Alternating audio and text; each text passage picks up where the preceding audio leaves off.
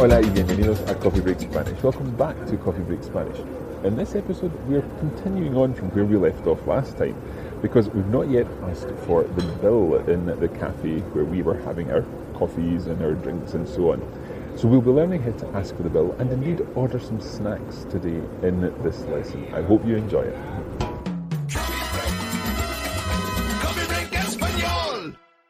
Okay, so last week we were learning all about ordering drinks in the cafe and also some of the phrases that the waiter or waitress might say to you when he or she brings your drinks. Today we're going to take this a stage further. The key word here is otro. Otro.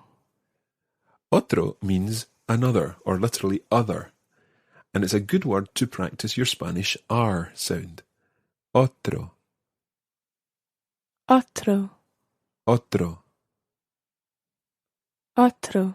Okay, so you might want to say otro vino. Otro vino. Another wine. Or otro café. Otro café. How would you say another white coffee, please?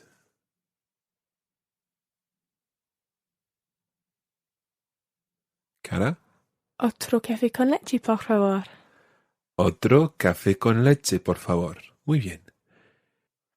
Now, otro is the word that's used for masculine words, and most of the drinks that we learned last week were masculine. We talked about un café con leche, un té, and so on. But there were feminine words, una limonada, for example. I wonder if you can work out how you would say another lemonade using the feminine form of otro. What do you think that would be? Otra. Otra, exactly, ending in A. Otra. Otra limonada. Otra limonada. Muy bien, otra limonada. So, otro or otra. Otro, Otro. otra. Otra. Muy bien. Another way of saying this, regardless of what drink you might have, is otra de lo mismo. Otra de lo mismo. And lo mismo means the same thing. So, otra de lo mismo. Another one of the same. Another of the same thing. Otra de lo mismo. Otra de lo mismo. Okay, now we're going to move on because in most Spanish bars and cafes, you can eat as well as drink. So we're going to ask the question, can you eat here? Now, let's think about the parts of this sentence that we know already. What is the word for here? Aquí. Aquí. So we're going to say, can you eat aquí? And the word to eat is comer. Comer. And I think we've come across comer before when we were talking about I like to do something. Me gusta comer. I like to eat. So comer, to eat. Comer. Comer. Comer aquí. Comer aquí. To eat here. Now, the phrase can you, can one, is se puede. Se puede. Se puede. Se puede. So putting the whole phrase together, se puede comer aquí. Se puede comer aquí. Se puede comer aquí. Se puede comer aquí. Muy bien. So, can we eat here? Can one eat here? Can you eat here? Se puede comer aquí. Se puede comer aquí. And if you're going to eat in a place, then you probably want to see the menu. And the easiest way of saying this is nos trae la carta, por favor. Nos trae la carta, por favor. Muy bien. La carta is the menu. In some parts of Spanish-speaking America, you might hear el menú. El menú. El menú. So it would be nos trae el menú, por favor. Nos trae el menú, por favor. Muy bien. Nos trae is going to be a very useful phrase, as we're going to see later on in this lesson, because it literally means, can you bring us? If there's only one of you, then you would say, me trae. Me trae. Me trae. Me trae. Muy bien. Take care with the word trae. It's got two syllables in it. The first is tra, Tra. and then the second syllable is e. E. Trae. Trae.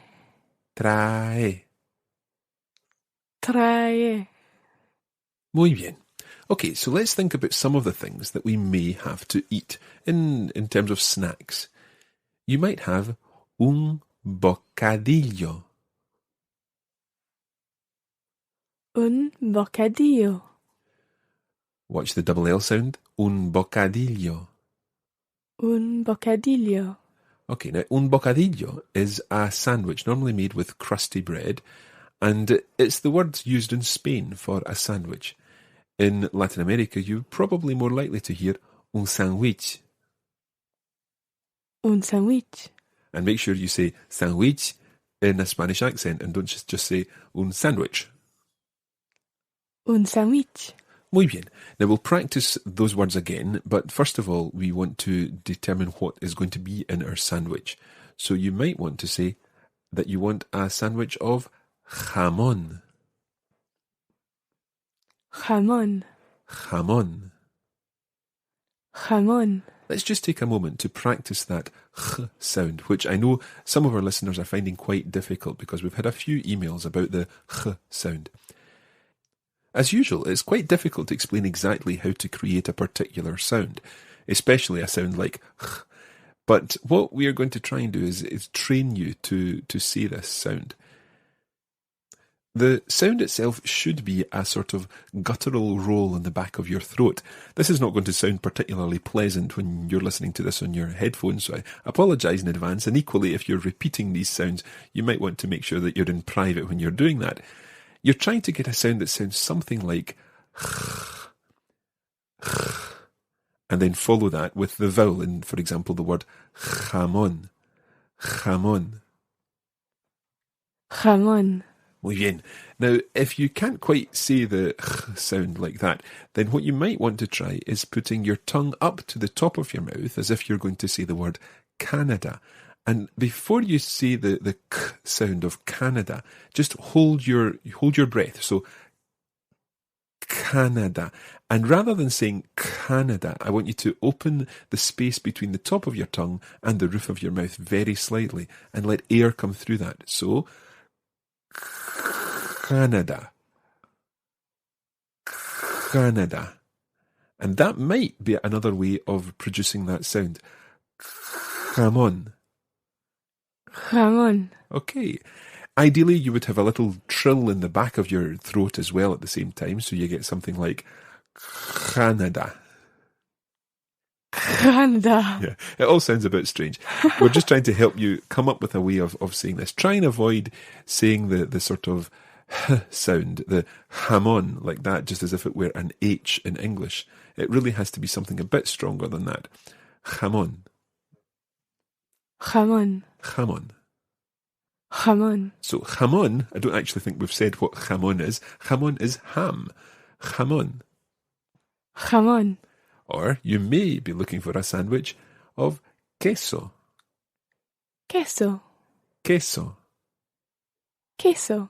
Queso being cheese. Queso. Queso. So let's put this together with the word for sandwich. In Spain, you'd talk about un bocadillo de jamón. Un bocadillo de jamón. Muy bien. Watch the D sound, bocadillo. Bocadillo. Bocadillo de jamón. Bocadillo de jamón. Okay. So, un bocadillo de jamón. Un bocadillo de jamón. A ham sandwich. Or un bocadillo de queso. Un bocadillo de queso. Muy bien, un bocadillo de queso. Un bocadillo de queso. Now, if you're in Latin America, you're more likely to say un sándwich de jamón Un sándwich de jamón. or un sándwich de queso. Un sándwich de queso. Muy bien. Other things that you may have are una ración. Una ración. Una ración is a portion of something.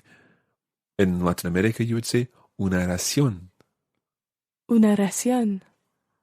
And it might be una ración de tortilla. Una ración de tortilla. And tortilla is the Spanish omelette made from potatoes and eggs and sometimes onions and sometimes other things. Una ración de tortilla. Una ración de tortilla. Or you may want to ask for una ensalada. Una ensalada. Muy bien. Una ensalada. Una ensalada. And una ensalada is a salad. Now, the waiter or waitress may come and ask you, ¿Quiere algo más? ¿Quiere algo más? Or if there's more than one person with you, you may be asked, ¿Quieren algo más? ¿Quieren algo más? And this means, do you want anything else? Do you want something more? And this word más is a very useful word indeed, and we're going to use it in a few phrases now. We came across nos trae earlier on. Can you just repeat that, please? Nos trae. Nos trae. And we can ask now, can you bring us more water, for example? Nos trae más agua. Nos trae más agua. Okay, and we can add in por favor at the end. Nos trae más agua, por favor. Nos trae más agua, por favor. Mm-hmm. Or we might want to ask for more wine. Nos trae más vino, por favor. Nos trae más vino, por favor. Muy bien. Or we may want to ask for more bread. Nos trae más pan, por favor. Nos trae más pan, por favor. Nos trae más pan, por favor. Nos trae más pan, por favor. And finally, we may want to ask for the bill. Nos trae la cuenta, por favor. Nos trae la cuenta, por favor. Muy bien. So la cuenta, literally the account, la cuenta is the bill. La cuenta. La cuenta. La cuenta. La cuenta. Muy bien. Now, you'll have the opportunity to practice all this language in a dialogue on the bonus podcast this week if you're a premium member. Now, we've been to the bar and the café now. We've ordered some drinks and ordered some food. And due to popular demand, we're going to bring you something just a little bit different this week. Some people may say that this week, esta semana, es la semana más romántica del año. It's the most romantic week of the year. And for that very reason, we're going to bring you some chat-up lines in Spanish. Hopefully, these will come in useful to you. And do let us know if you have any success using them. So let's begin with possibly one of the most common Spanish chat-up lines, and that is the phrase, ¿Estudias o trabajas? ¿Estudias o trabajas? And you probably can work out what that means already. ¿Estudias? Do you study? O trabajas? Or do you work? And it's the two form. It's an informal question. ¿Estudias o trabajas? ¿Estudias o trabajas? And it's the idea to start off a conversation. ¿Estudias o trabajas? And then they might say, bueno, trabajo en una oficina, or estudio en la Universidad de Santiago, or whatever it happens to be. ¿Estudias o trabajas? ¿Estudias o trabajas? Okay, and you might want to ask someone, ¿estás acompañado? ¿Estás acompañado? And acompañado means accompanied, literally. Are you with someone? And you would use acompañado if the person you're talking to is male. If the person you're talking to is female, you would say, ¿estás acompañada? ¿Estás acompañada? ¿Estás acompañado? If you're talking to a male, ¿estás acompañado? ¿Estás acompañado? And if you're talking to a female, ¿estás acompañada? ¿Estás acompañada? Muy bien. Now, if we're getting into the cheesy chat-up lines, you might want to ask someone, ¿nos conocemos? ¿Nos conocemos? Do we know each other? In Latin America, ¿nos conocemos? ¿Nos conocemos? Nos conocemos. Nos conocemos. Or nos conocemos. Nos conocemos. So do we know each other? Conocer is the verb to know a person. Nos conocemos, do we know each other? Or you may want to ask, no eres de aquí, ¿verdad? No eres de aquí, ¿verdad? Now you can work out what no eres de aquí means. I'm not from here. Oh, you're not from here. You're not from here. No eres de aquí. You're not from here. And the word verdad at the end, it literally means truth. Verdad, when you ask that almost in a question form at the end, it means, are you? You're not from here, are you? Verdad? ¿Verdad? It's almost got a silent D on the end. Verdad? ¿Verdad? Yeah. No eres de aquí, ¿verdad? No eres de aquí, ¿verdad? Muy bien. Okay, if we're getting into the more serious stuff now, you might want to say to someone that they are good looking. You would say, eres guapo. Eres guapo. If you're talking to a male person, eres guapo. Eres guapo. And if you're talking to a female person, you would say, eres guapa. Eres guapa. Eres guapa. Eres guapa. Muy bien. Can you remember how to say that you like something? For example, I like music. Me gusta. Me gusta. And if you're saying that you like more than one thing, you would use me gustan. Me gustan. Me gustan. Now, we're going to be saying something exceptionally cheesy here, and we're also going to be practicing that ch sound. The word that we're going to talk about is ojo. Ojo. Ojo means eye. So we're going to talk about tus ojos. Tus ojos. Tus ojos, your eyes. Tus ojos. Tus ojos. Now, you've probably worked out the cheesy line that we're going to come up with. Me gustan tus ojos. Me gustan tus ojos. I like your eyes. Me gustan tus ojos. Me gustan tus ojos. Okay, now the time may come when we actually have to use the phrase, I love you. And to say that, you say, te quiero. Te quiero. Now, quiero is a phrase that we've already come across just in this last week when we were talking about quiero. Una limonada. Exactly. Quiero una limonada. Quiero un café con leche. I want. So te quiero literally means I want you. Te quiero. Te quiero. Te quiero. Te quiero.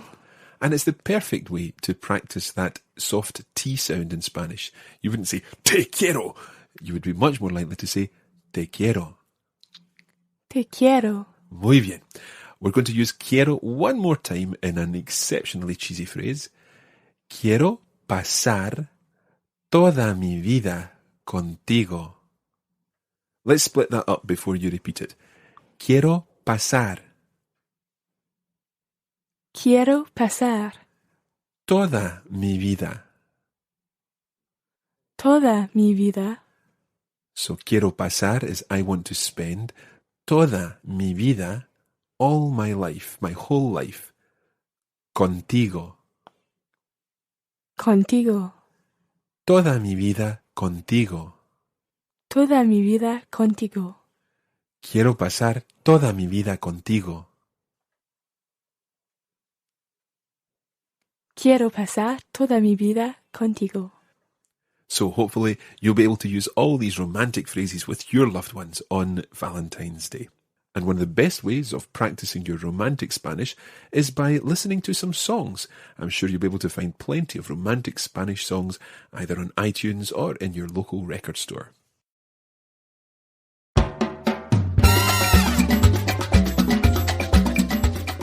And that's where we're going to leave it today for this edition of Coffee Break Spanish. Thanks for joining us, and we hope it's been useful.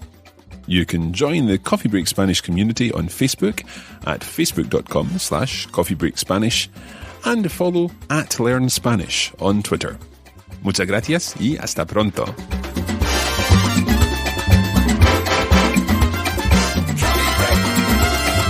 Coffee Break Español. This is a production of the Radiolingua Network. Find out more at radiolingua.com.